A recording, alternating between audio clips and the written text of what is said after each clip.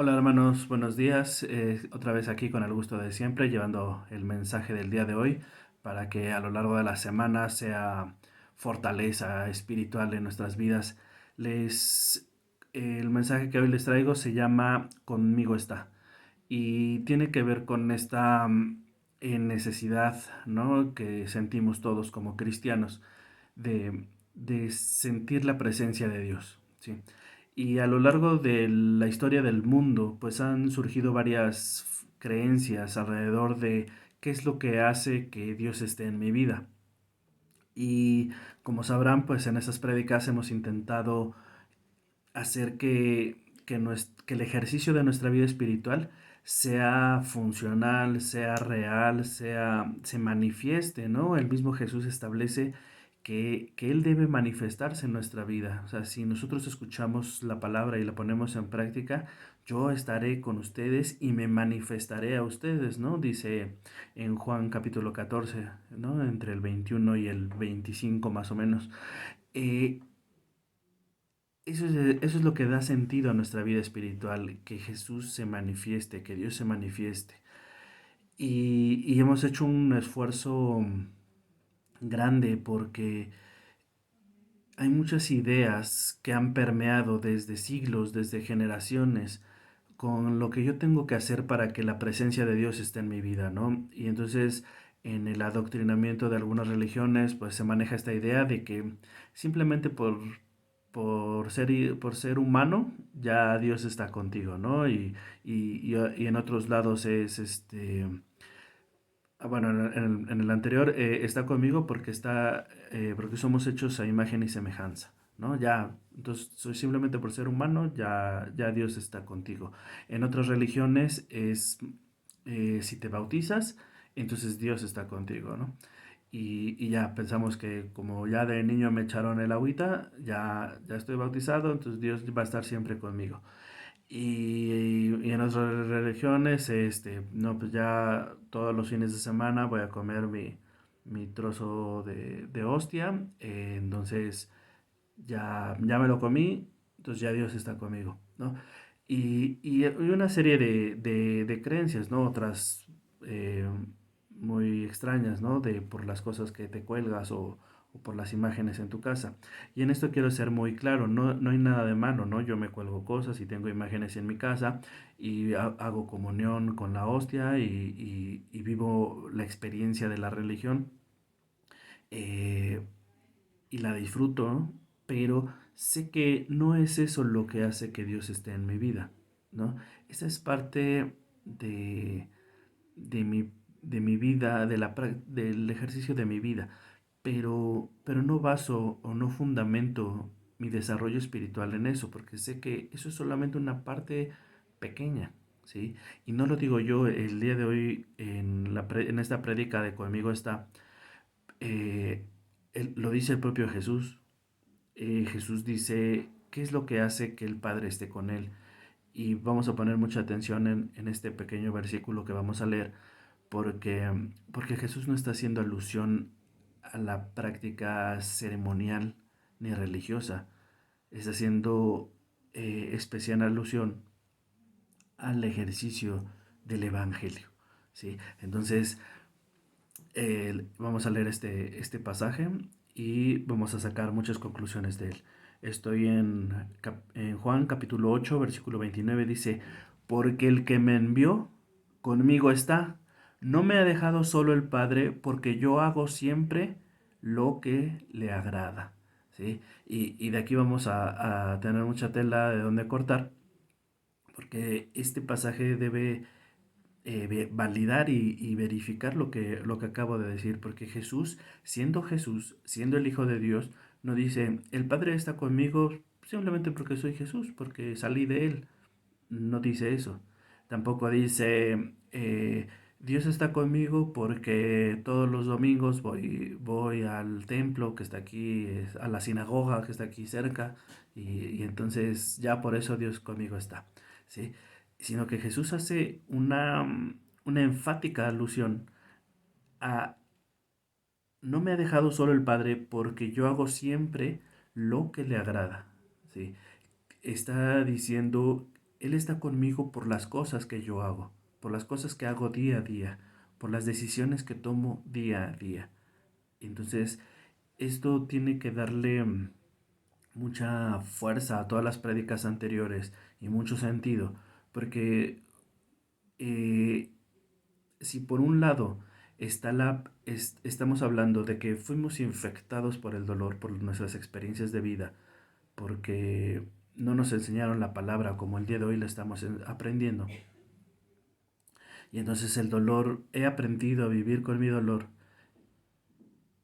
he bautizado a mi dolor, lo he criado a mi dolor, lo voy paseando a donde quiera que voy. Y no me enseñaron a sacarlo de mi vida, no me enseñaron la importancia de volver a ser como un niño, sin dolor en el corazón. Y no me enseñaron la importancia de que la manifestación del reino de los cielos ocurre en mi vida a medida que yo voy teniendo nuevamente corazón de niño, a medida que yo lo voy sanando.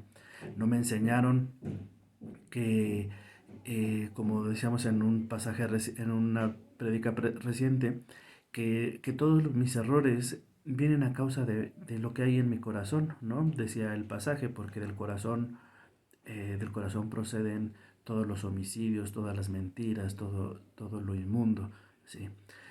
No me enseñaron eso. Entonces he venido en una creencia de que Dios está conmigo simplemente por la religión que practico. Y si no practico la religión, tampoco Dios está conmigo. Pero los que no la practican dicen, entonces Dios no existe, ¿no? Y entonces fíjense en qué escalón está parado el mundo, ¿no? Está parado en dos escalones. O tienes religión o no tienes religión. Si tengo religión, ya simplemente por añadidura, Dios está conmigo. Y si no tengo religión, entonces Dios no existe. Pero hay un tercer escalón en el cual, por lo menos los que estamos escuchando este mensaje, y seguramente muchos más que han encontrado esta interpretación del Evangelio, basado en las cosas que haces, en las decisiones que tomas, ¿sí? Porque el que me envió conmigo está, no me ha dejado solo, porque yo hago siempre lo que le agrada, porque las cosas que yo hago son cosas de amor, por eso Él está conmigo, ¿sí? Mis decisiones son decisiones de amor y por eso Dios está conmigo. No, no hay otra razón, ¿sí? Porque si hubiera otra razón, Jesús lo hubiera dicho. Hubiera dicho, no sé, no se preocupen, simplemente por respirar ya Dios está con ustedes. De hecho, por eso Jesús se llama el Salvador, porque viendo que la humanidad no era capaz de entender la ley de Moisés, donde se decía amar al Padre con todas tus fuerzas, con toda, con toda tu alma, con todo tu corazón y con todas tus fuerzas. No, la humanidad no había entendido ese mensaje, no sabía qué significaba. Entonces la humanidad empezó a caminar hacia el dolor y del dolor vinieron muchas consecuencias que, como hemos explicado por la ley de causa y efecto, esa energía negativa que sale de nosotros regresa a nosotros y los problemas que vivimos, pues es esa energía regresando, siempre está regresando esa energía. Entonces Jesús, viendo que la humanidad no entendía cómo funcionaba la vida, bajó a ponerse como ejemplo y a decir, lo más importante son las cosas que haces, cada palabra que sale de tu boca, cada acción que tengas contra tu prójimo, eso es lo que condiciona tu vida. Por eso, por mandamiento, yo les exijo que amen, porque si no aman, solamente recogerán la energía negativa que haya salido de ustedes, ¿sí? Entonces, en estos ejercicios que hacemos siempre de ir vinculando todas las prédicas, de irle dando sentido, de un sentido integral al mensaje de las prédicas, pues tenemos que ya terminar de quitar esa idea de la cabeza para que podamos pasar a nuevas enseñanzas. Tenemos que quitar esa idea de dar por sentado que Dios está conmigo porque me ama, que Dios está conmigo porque yo soy su hijo. Dios está conmigo porque practico una religión. Dios está conmigo porque hago rituales, ¿no? Y nos metemos en una serie de justificaciones y de evasiones orquestadas por la pereza.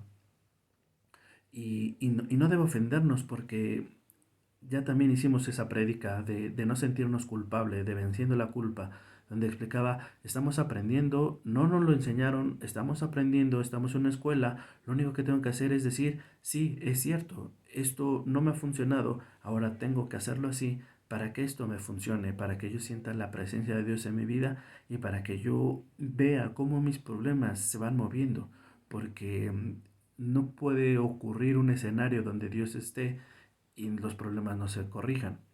Hay algunas cosas que tardan y que tardan años, pero por lo menos tienes que ver avances.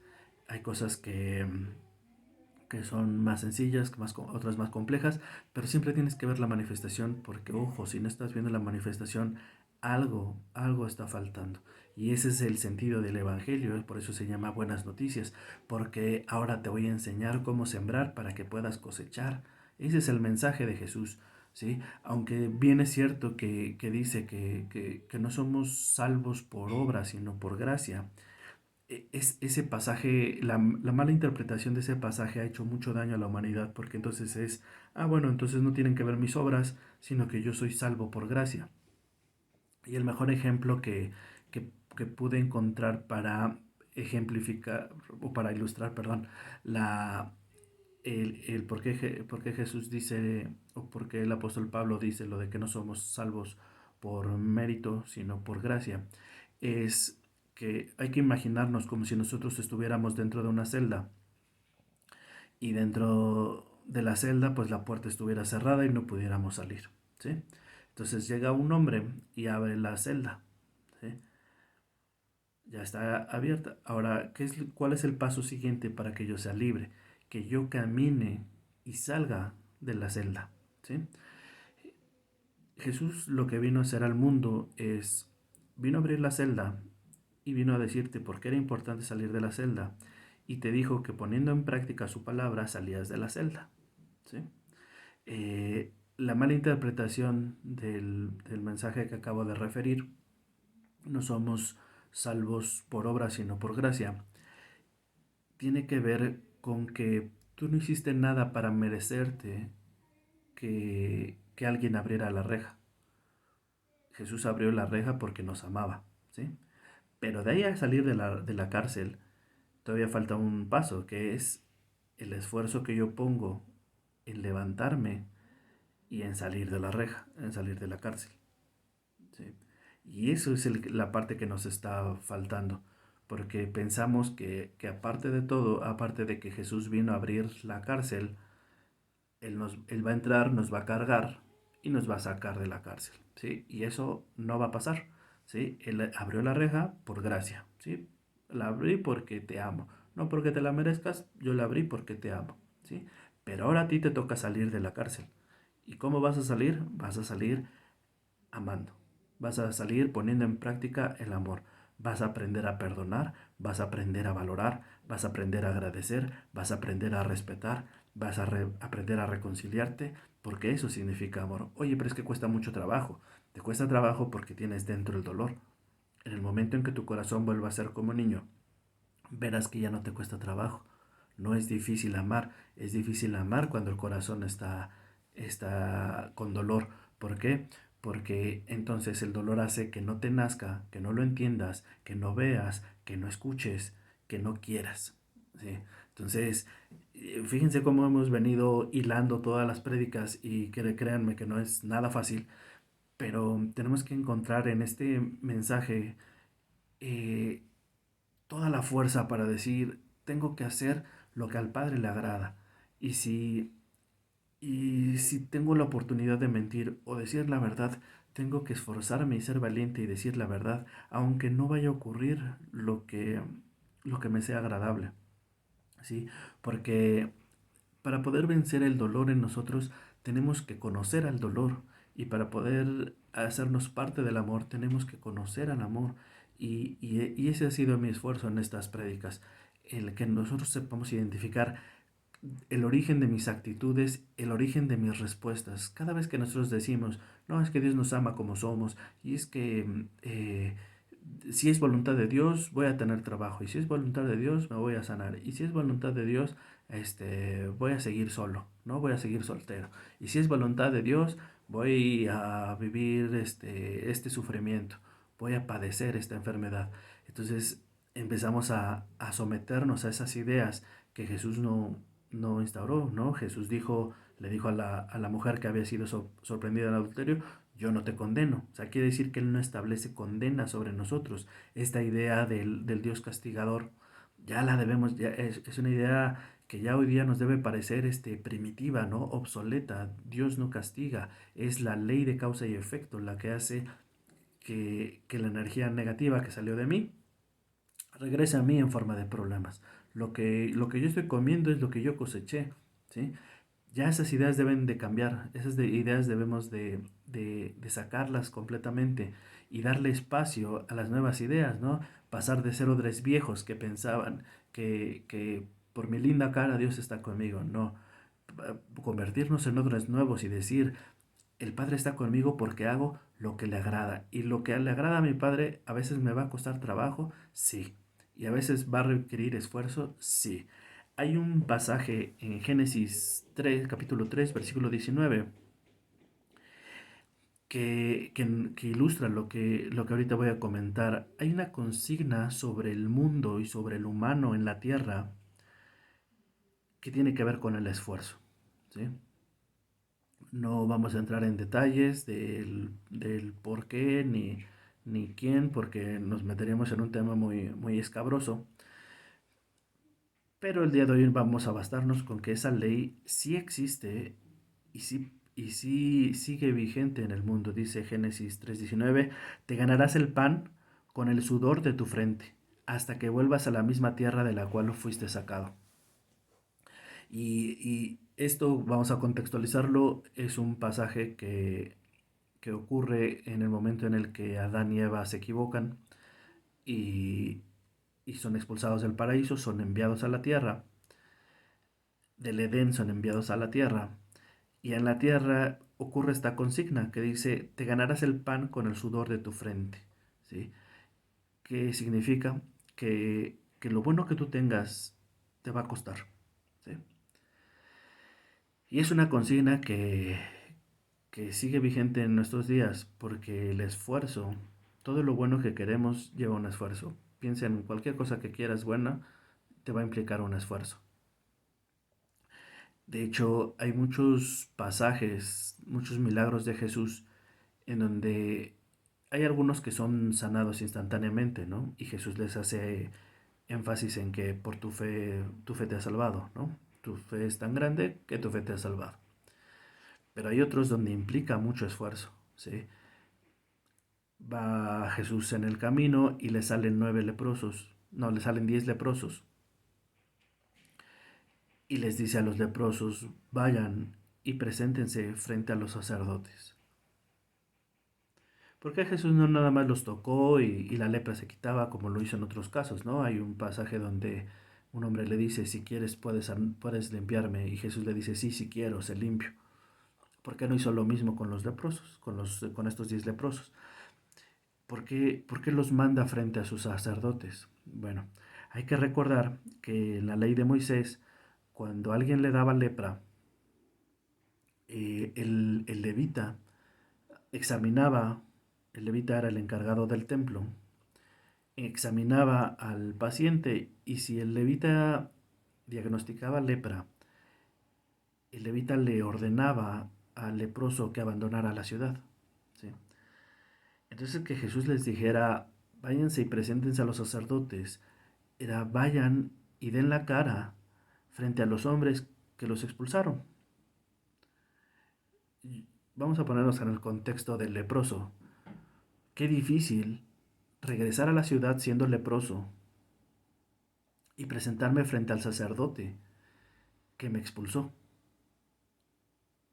¿Es esfuerzo o no es esfuerzo?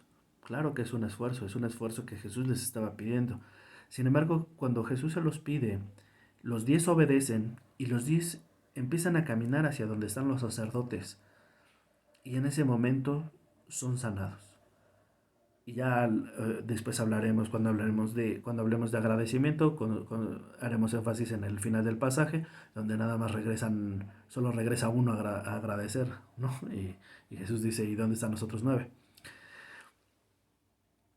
Pero en lo que nos vamos a quedar de ese pasaje es que para ser sanados Jesús les pide un esfuerzo. Vayan y preséntense frente a los sacerdotes. Otro ejemplo, un hombre le dice, eh, le explica su problema de ceguera y Jesús lo manda al estanque a que se lave los ojos. Y esto de repente pues se nos va de largo y no reflexionamos, ¿no? Solamente nos quedamos en que en 2 párrafos siguientes Jesús lo sanó, ¿no? Y nos maravilla, ¿no? Esos milagros, ¿no? Y está bien. Pero no hacemos reflexión en que, espérame, o sea, me estás diciendo que estaba ciego y tú lo mandaste a un lado, porque, porque el pasaje no dice, y el ciego estaba rodeado de 5 personas que lo ayudaron y lo llevaron al estanque a lavarse, sino en todo el contexto del pasaje, pues el ciego está solo. Entonces, imagínense la escena, ¿no? Imagínense la escena, ¿no? De yo estando ciego, ¿no? No veo nada, simplemente sé que ahí está Jesús, ¿no? Lo escuché predicar, sé que Él es el Hijo de Dios, mi corazón lo reconoce y no veo nada, ¿sí? Y entonces le digo, Jesús, sáname. Y Él me dice, sí, vete al estanque y lávate los ojos. Y entonces yo estoy ciego y digo, ¿y dónde está el estanque, no? O sea, el esfuerzo del ciego está en, no sabe dónde está el estanque. Sin embargo, el pasaje termina diciendo, y cuando lo hizo quedó sano. El esfuerzo del ciego está en que tuvo que buscar el estanque, tuvo que pedir ayuda seguramente. Seguramente alguien que iba pasando le dijo, oye, fíjate que Jesús me pidió que me lavara en el estanque y cuando yo me lavara estaría sano. Ah, mira, aquí hay un estanque, yo te llevo, ¿no? Todo ese proceso que tuvo que ocurrir tiene que ver con el esfuerzo. Cuando es resucitado Lázaro, Jesús pide a que ellos muevan la piedra, ¿sí? Les pide, muevan la piedra, entonces un grupo de hombres mueve la piedra y Jesús hace el milagro, Lázaro, sal fuera. Nuevamente hay un esfuerzo en mover la piedra, porque no era una piedra de 100 gramos, ¿sí? Justamente la función de la piedra era no ser removida para que el cuerpo no fuera profanado, ¿sí? Entonces imagínense lo pesada que era la piedra a fin de que nadie la pudiera mover. Entonces imagínense todas las personas que tuvieron que mover la piedra. Y nuevamente está esta consigna del esfuerzo, ¿sí? Y esto, ¿por qué lo estoy mencionando? Lo estoy mencionando porque en una de nuestros sueños guajiros que nos produce el dolor es que no me cueste esfuerzo. Y tenemos fe en que no nos cueste esfuerzo. No, ahorita vas a ver cómo Jesús lo resuelve todo y yo ya la hice, ¿no? Y muchas veces Jesús te está dando las pautas para que tú te esfuerces, ¿sí? Para que tú te esfuerces, para que tú muevas la piedra y Él haga el milagro. Porque Jesús no tenía problema en mover la piedra, porque había ángeles que le ayudaban. Tan es así que en el día de la resurrección, quienes mueven la piedra son los ángeles, ¿sí? Entonces Jesús, no, los ángeles no se cansan, no se enfadan por la reiteración de favores. Jesús les pudo haber dicho, ángeles muevan la piedra y yo saco a Lázaro y todos felices, ¿no? Pero ¿a quién manda Jesús a mover la piedra? A los hombres, a los familiares de Lázaro. Siempre el esfuerzo es una bendición. De hecho, si nosotros revisamos el mensaje de Dios a, a todos los profetas, es un mensaje de esfuérzate y sé valiente. Y en el pasaje, en el libro de Josué, es muy claro, ¿no? Le dice, mira que te mando que te esfuerces y seas valiente.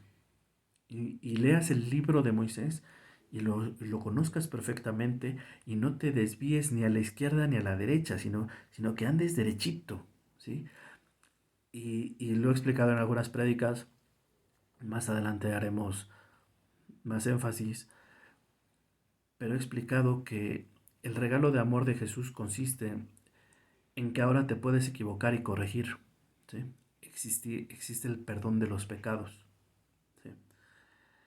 El perdón de los pecados, el pecado que es según en la interpretación del Evangelio que estamos haciendo en estas prédicas, el pecado que es cuando yo causo o permito dolor. Eso es pecado. La mentira es pecado, ¿por qué? Porque causo dolor, porque me lastima a mí mismo.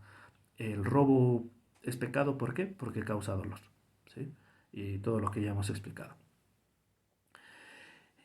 El, en el tiempo de Moisés, tú tienes que ser perfecto para tener comunión con Dios. De hecho, las religiones pues, nos han hecho pensar que eran 10 mandamientos y vemos la película, ¿no? De Moisés bajando ahí con sus tablas y esos 10 mandamientos. Pero no eran 10, eran más de 600, ¿no? Y están en el libro de Números y una parte está en el Éxodo, otro está en el libro de Números, ¿sí? Y podemos buscarlo y si no, ahí en Google pongan las 600 leyes de Dios al pueblo de Moisés y seguramente saldrá. Y si no, manden un mensaje, yo les paso bien la referencia bíblica. Pero eran más de 600. Y entonces, pues, qué difícil, ¿no? ¿Y por qué costaba tanto esfuerzo antes de Jesús? Porque eh, por lo que dije hace unos momentos, no es que la ley de Dios sea difícil, sino que lo que le hace difícil es las emociones que se desprenden del dolor. Si yo tengo pereza, si yo tengo necedad, si yo tengo soberbia, si yo tengo egoísmo, pues me va a ser tremendamente difícil. A medida que en la práctica del amor yo me vaya sanando, me vaya limpiando y vuelva teniendo el corazón como niño, va a ser menos difícil. Y es algo que hemos visto en la vida diaria. A mí me costaba mucho trabajo el tema de yo hacer la limpieza, ¿no? Por una u otra razón siempre había tenido alguien que me apoyaba haciendo la limpieza de la casa. Pero cuando me tocó a mí hacerla, híjole, cuánto trabajo me costó. Y al principio me costaba enormidades. Y les puedo decir que ya estoy entrando en esa parte donde lo disfruto, donde lo hago con gusto. De repente todavía, si no tengo mucho tiempo o si tengo otras cosas que hacer, me cuesta trabajo, pero ya no es ese sentimiento de pereza, de, ay, tengo que hacerlo, ¿no? Sino que lo hago con gusto. Y así como en ese ejemplo, en otras cosas de mi vida que antes me costaban trabajo, cada vez hay otras que me cuestan menos, ¿no? Hay unas que me siguen costando mucho trabajo, pero predico porque voy aprendiendo con ustedes y porque voy poniendo en práctica con ustedes. Pero sí hay cosas que sí todavía me cuestan mucho trabajo, ¿no? En el tema del carácter también he mejorado mucho. Apenas ocurrieron algunas circunstancias que en otros momentos hubiera yo armado todo un show multicolor con toda la ira y la fuerza del corazón y ya aprendí a quedarme callado, aprendí a saber en qué momento y en dónde puedo desahogarme, ¿no? Hay momentos en el que te enojas y le dejas ir todo el dolor a la persona que te lastimó, a la persona que se equivocó. Hoy he aprendido que mejor lo retengo y cuando voy a hacer mi oración, ahí me desahogo con Dios. Total, a Dios no lo puedo contaminar. Entonces fíjate que Dios, que me molestó que esta persona hiciera esto, me molestó que esta persona hiciera el otro, hablaron mal de mí y todo ahí me descoso, ¿no? Y como hilo de media y me desahogo y entonces ya cumplo con el Evangelio, ¿no?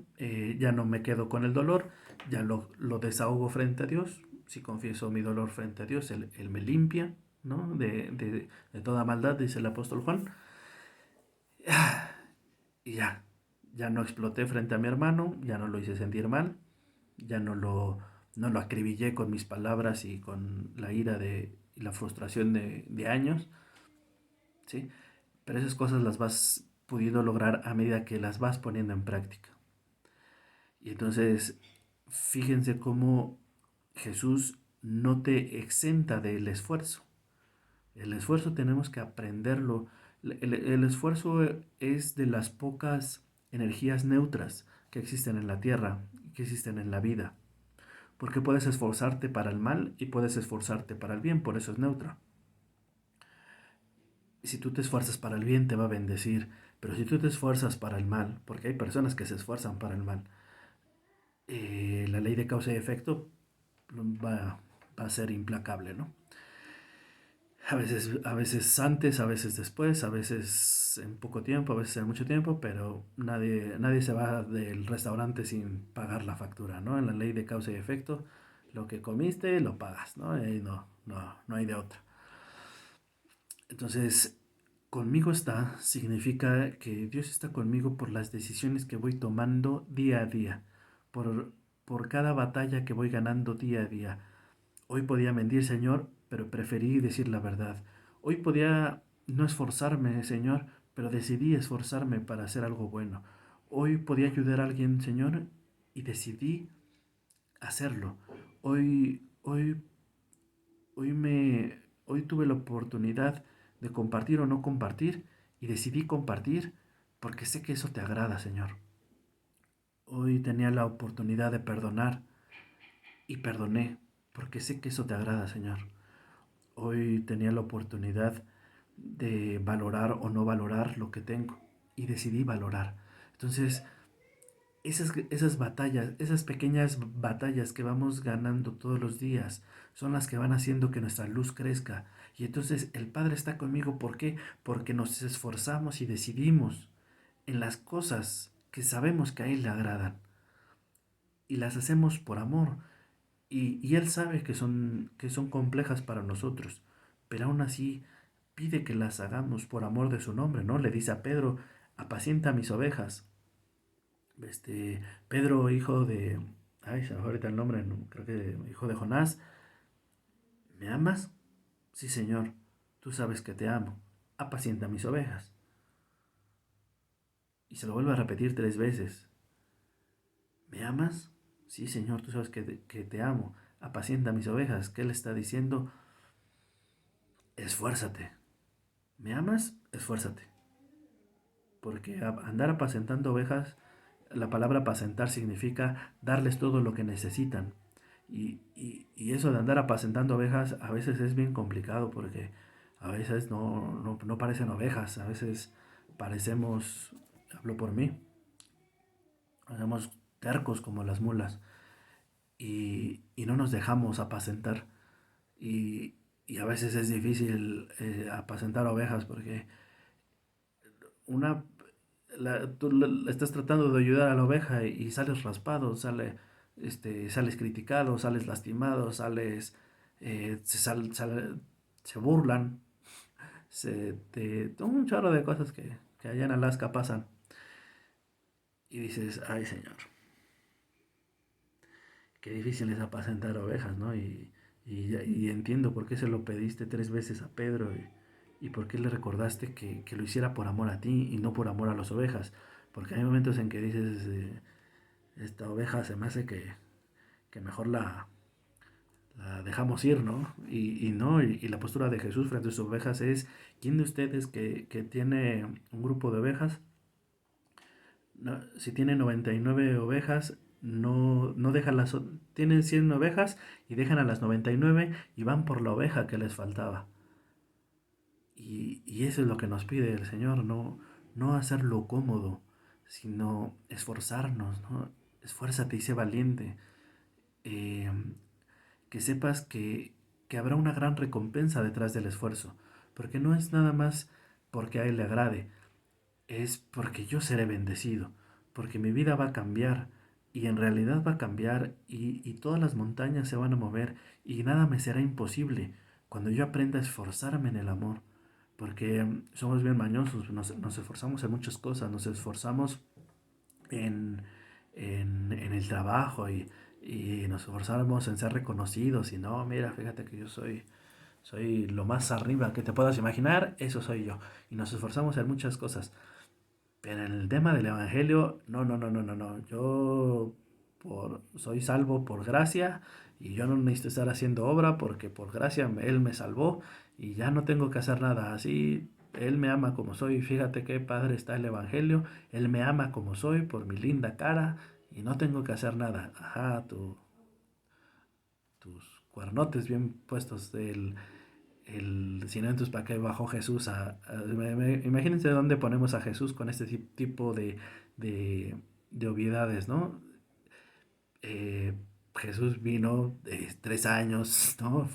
Fletándose y sobándose el lomo, explicándonos cómo era el amor, va a casa de Jairo, va a casa de Saqueo, anda ahí de pueblo en pueblo, caminando, esforzándose, dando lo mejor que tiene, llevando mensaje de luz, de amor, este, y ya ni hablar de la cruz, ¿no? Del Calvario, y Jesús poniendo su mejor esfuerzo para que nosotros entendiéramos un mensaje de esforzarnos y de amar y de servir a Dios y de servir al prójimo. Y mucho es el trabajo, pero pocos son los trabajadores. El trabajo es mucho. El que pone la mano en el arado, ¿no? Explicando con esfuerzo, ocupando a los campesinos como estandarte del evangelio, a los sembradores, que son personas que desde temprano se paran a trabajar. Y nosotros bien fácil lo metimos en la cajita de él me ama como soy, y háganle como quieran, y como dice la canción, así nací y así me moriré. Y pues bueno, luego ahí están las consecuencias. El mensaje de hoy espero que les haya gustado, es con mucho amor. Y pues sí, nos recuerda la bendición del esfuerzo, nos recuerda la bendición de que Dios está con nosotros y que lo vamos a ver cara a cara y que va a estar dentro de nosotros si nosotros hacemos lo que a Él le agrada. Sepan que Jesús fue muy claro en estas palabras, y ya nada más les regalo este último pasaje, Juan 10, 37 al 38. Dice, espérame que se me bloqueó la computadora, y luego Spotify aquí. Ajá. Juan 10, 37, 38. Si no hago las obras de mi Padre, no me creáis, mas si las hago, aunque no me creáis a mí, creed en las obras, para que conozcáis y creáis que el Padre está en mí y yo en el Padre. Jesús siempre, siempre hizo énfasis en que Dios estaba con nosotros por las obras, ¿sí? Que no nos quepa duda de eso, y que seamos valientes para esforzarnos, ¿sí? Las cosas que te cuestan trabajo. Por eso es mandamiento, por eso no es sugerencia, no es un consejo, no es un poema, no es una metáfora, es un mandamiento, y por eso debemos esforzarnos. Esfuérzate y sé valiente. La bendición es demasiada, hermanos. La bendición es avasallante, es abundante, ¿sí? ¿Quieres ver bendición en tu vida? Esfuérzate y sé valiente y haz las cosas que a Dios le agrada. Que Dios te bendiga, hermano. Nos vemos el siguiente domingo y pase bien.